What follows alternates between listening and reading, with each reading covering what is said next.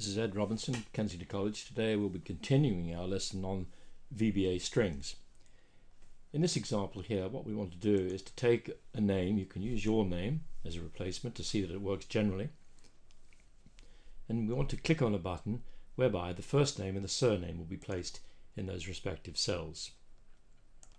So we'll start off by, in design view, we just double click on our button and open up our code window. And in this, I've already typed here, we've declared st as a string, and we picked up the value of st from cells 2, 1, which is row 2, column 1.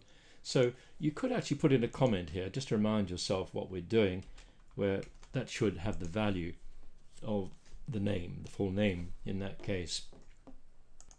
So we could I'll just get rid of these. This is what we're trying to achieve.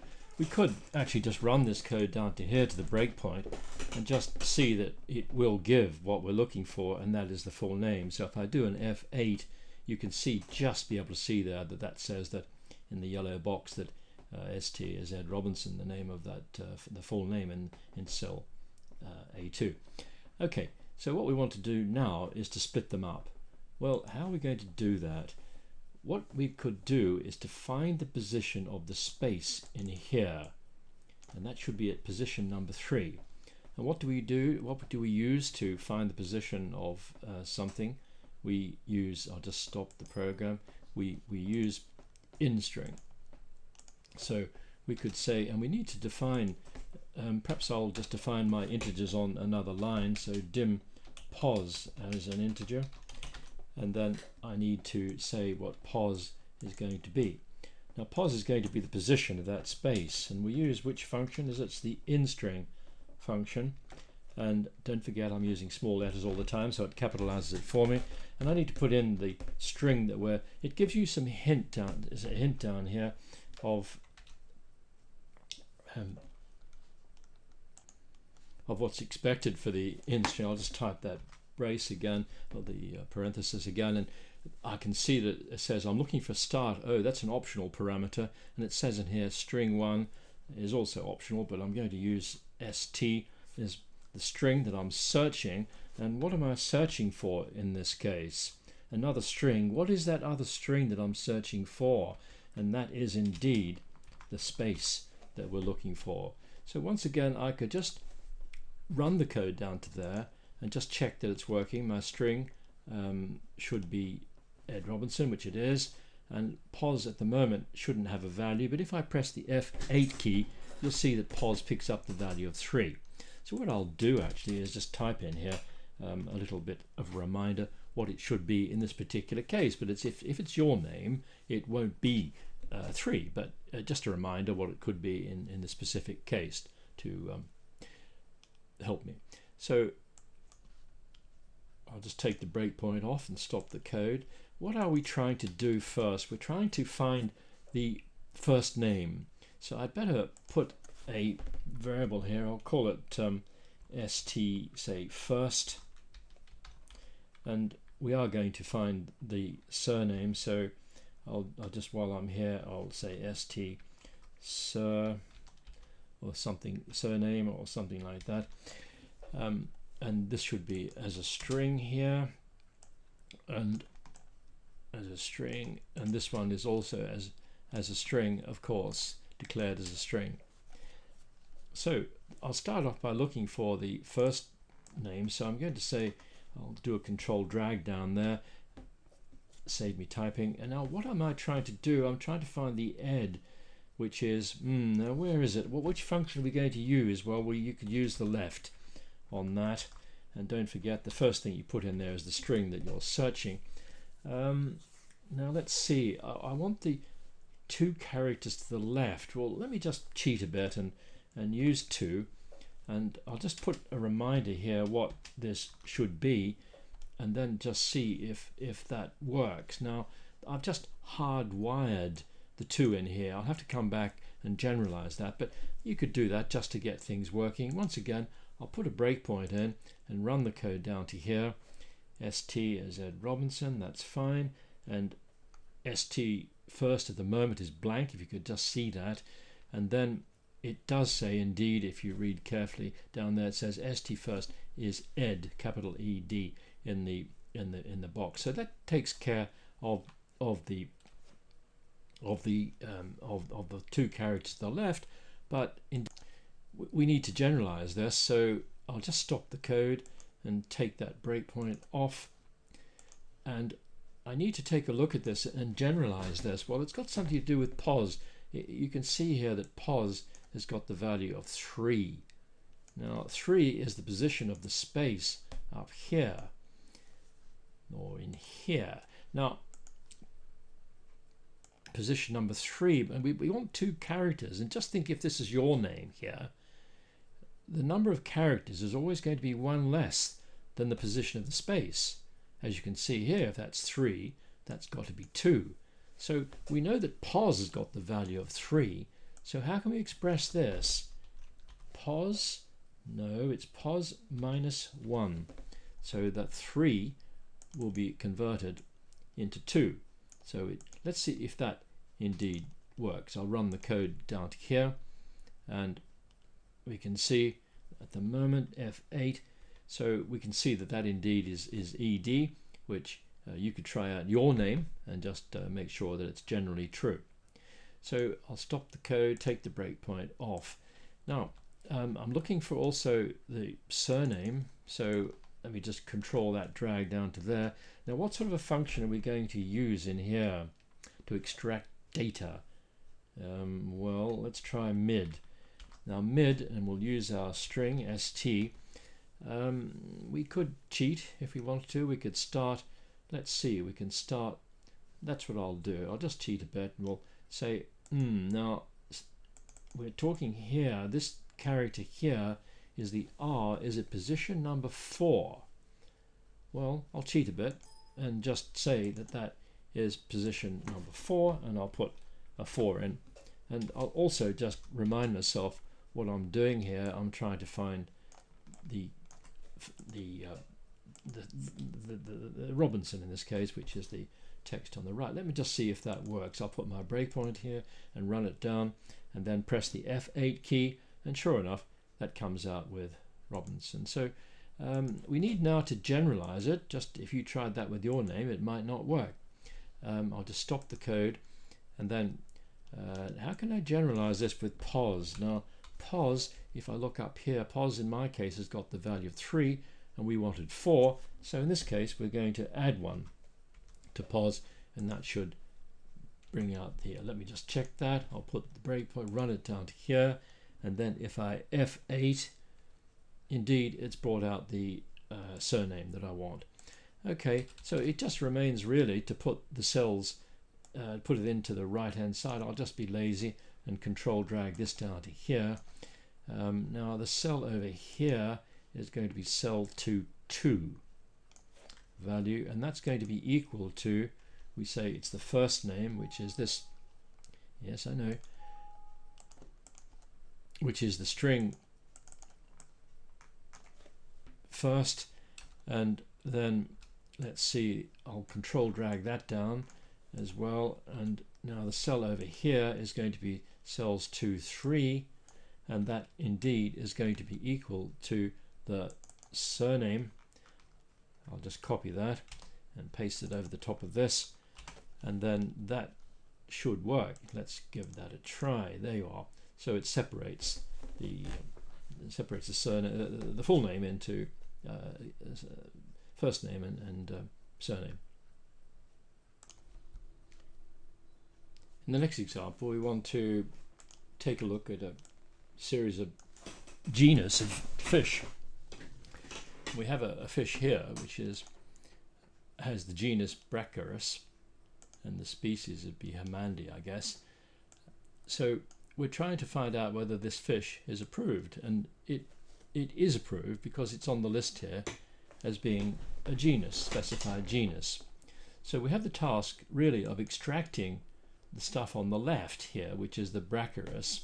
That's our first task, and then we wish to loop through all of these to find if it's approved or not, and there it is there, so it ought to be approved. So the objective is when we run the code, we should find this message box appear that Brackeras Hamandi is approved. So we can start off by declaring a string and then picking up the value from cells 1, 3, row 1, column 3, this position here. So, and once again, you can just comment on here to what you'd expect in this particular case. I could run that down there by putting a breakpoint and clicking the button, and then if I press F8, then just to check that indeed it's picked up that cell. So it's a good idea just step by step to check that it's working as you go. Don't try and write it all in one go. I'll just take the breakpoint off and stop the code. So the next thing we want to do is to find the genus, which is the Brackeras, and of course there's a space in here, so that space there, we want to find that space and then extract the text to the left of that space. So the first thing we should do is to declare an integer to find the position of that space, and then we need to use which function. Well, pos is going to be equal to instr of the string, and then we're looking for what are we looking for? We're looking for a space, so that's how we denote the space. So you could run that if you like and check, well, I'll do that and I'll click that and just check that F8 gives me position number 10, which is this position here, or here if you like. The position here is position number 10 if you count the characters, which is the position of the space. Now in the previous example we did that, we extracted the bit of stuff on the left, so we'll call that, for example, st genus is the name of the string on here to the left bit, and then I can say that is going to be equal to the, now which function are we going to use here? We could use the left, and then we're looking in st and we're looking at position, well, its position, I'll just put a note up here. What did we say this was? I think this was 10, was it not? And then therefore we could extract, well, what could we extract? Just the moment we could extract 9 and just see if that works. For the moment I'll click the button and then take a look at it. It was indeed 10, so we're taking the 9 characters, so that should give us just the bit on the left, which is the Brackeras. So if I just do an F8, very forgiving, F is VBA, the VBE, the Visual Basic Editor, very forgiving, because in fact we can make alterations as we go, and you can see if you hold your mouse on st genus, that does give you the Brackeras string on the left.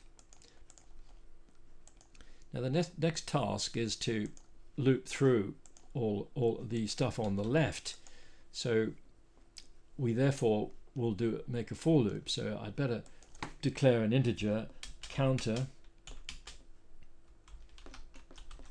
and I want to loop through, so I'm going to go for I equals 1 to, now how many fish have I got? I've got 6 fish down there, so 1 to 6, and before I do anything I'm going to put in the next I always tend to forget it unless I put it in at the start. So okay, so now we're searching through all of those to see if we're going to find the fish or not. So we're going to, let's see, I think we need, what we need is a Boolean to say whether we found it or not. And I need to set this Boolean equal to false for a start.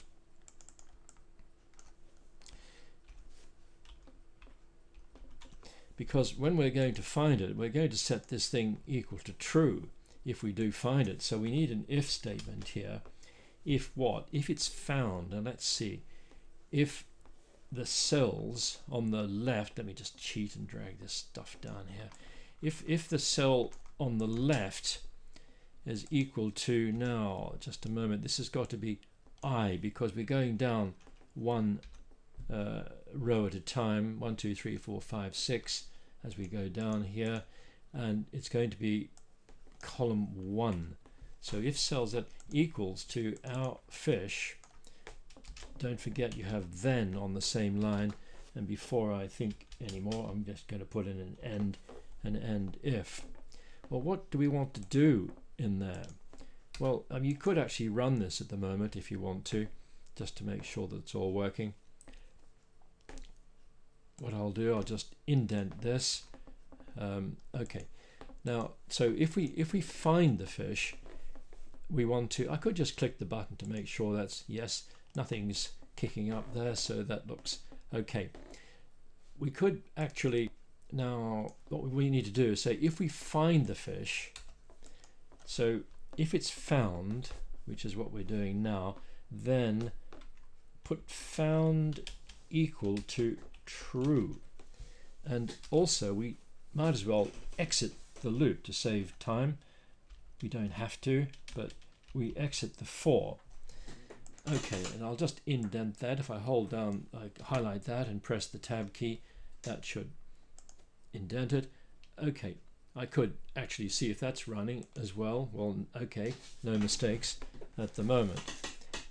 Now, well, if you really wanted to, you could single step through there just to see what's going on. It's getting a little bit complicated. So if I press the button and click on, press F8, the first fish is not showing up. If you click, sometimes it doesn't show you, but that should show you, at least it's showing you the value of I, where we've found the fish by the look of it at this stage here, and therefore that should just jump out of the loop. Okay, if you want to do it more thoroughly, you could do your put your breakpoint here and just run it to there, and then F8, and then watch what happens as you go around. And when it finds the fish, there it is there.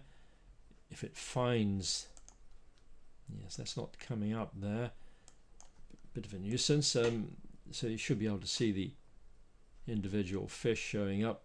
It's giving you the value of I, but okay, but here we go, it's jumped into here now. When it's found it, it's put it equal to true, and that should jump out of the loop. Okay, so I'll just stop that and take the breakpoint off. Now what do we want to do if we do find our fish? We need to take a look at the value of the found boolean, so that we need to say, we need to message box if we need an if statement. So if found is equal to true, if we did find it, don't forget the then, message box something or other, and don't forget the end if. But we're also going to have an else situation as well if we don't find it. So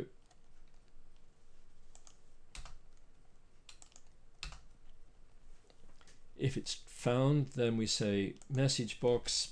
Now the fish itself was this, which is st genus. I'll just control drag that down there, and then concatenate with a bit of text was is approved.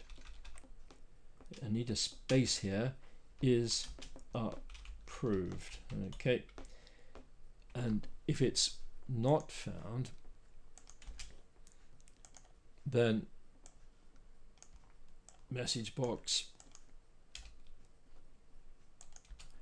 is not approved. Well, let's see, I'll need to indent this, which I like doing, and then I'll just run that, and yes, so that's working okay. Brachyurus, well, hang on, that's Brachyurus. We want to say the fish itself, don't we? So we need therefore to change that to just the fish, not the genus. So if we run that, you see Brachyurus, the whole thing is approved. We could actually test this by messing this up a bit, making it something else, and then run it, and you'll see that that particular genus is not approved. As a final example, we have a string of letters of the alphabet, and we wish to message box these out one letter at a time. This indeed might not sound as silly as it looks. I came across a practical application where I wish to iterate through a series of spreadsheets whose names you can see are A, B, C through all the letters of the alphabet of a particular fish. So this might be a practical application of what we're doing. So we need to start off by looping through all the letters of this string. So we can start off by having a loop. So we can say for I equals 1 to 26. I might come back to that, letters of the alphabet, and before I forget, I'll say next I, and before I forget, I'm going to dim I. And so, well, we might just as well try that out if you wish. So if we click our command button, nothing happens. Well, that's fine. No news is good news. So now I need to extract one character at a time. So perhaps I'll dim something, say as a string, and that'll represent the A, B, C, D respectively. So we need therefore to take the character equal to, now which function should we use here? We could use the mid. It's probably a very common one to use. It's quite universal really, and we're looking within our string. Now we're looking for this. We've got a clue down here. You can just see this. It says mid string, and then start, you see, is in bold here. That means the one that I'm operating on at the moment, and you'll see length at the end there has got square brackets, so that means it's an optional argument. So where do I want to start? 1, 2, 3, 4, so indeed that's the I that we're talking about. Now it now says length, which is optional, but we need it in this case because we only want to extract one character at a time. Well, I'll just indent that, and then I could actually just run that and check that it works, but I might as well no, I'll run it. I'll put a breakpoint in here and see that it's working. So if I click the command button,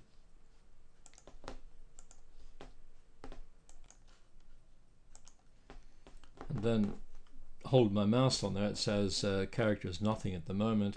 So I press the F8 key, and you'll see it looping around, and you can just see there in a very small little yellow box there the characters, the respective letters of the alphabet, and so on. I just keep pressing that.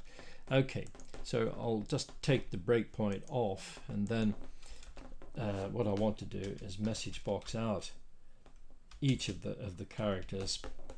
I wouldn't really want to do that. I would be using this in something else to iterate through all the worksheets, for example, as I just showed you. But that should pretty well work. But while we're here, it's a good idea to try and generalize this. So let's see, we want the length of the string st, which hopefully will be 26 as well. It's a good idea to do that just in case you had a different string. In fact, you might get you might want just to use it for experimental purposes. Just use a smaller string, and that will readjust, you see, to the length of the string. Well, let's just see if that works. A, B, C, D, E, and that's the iteration through the string.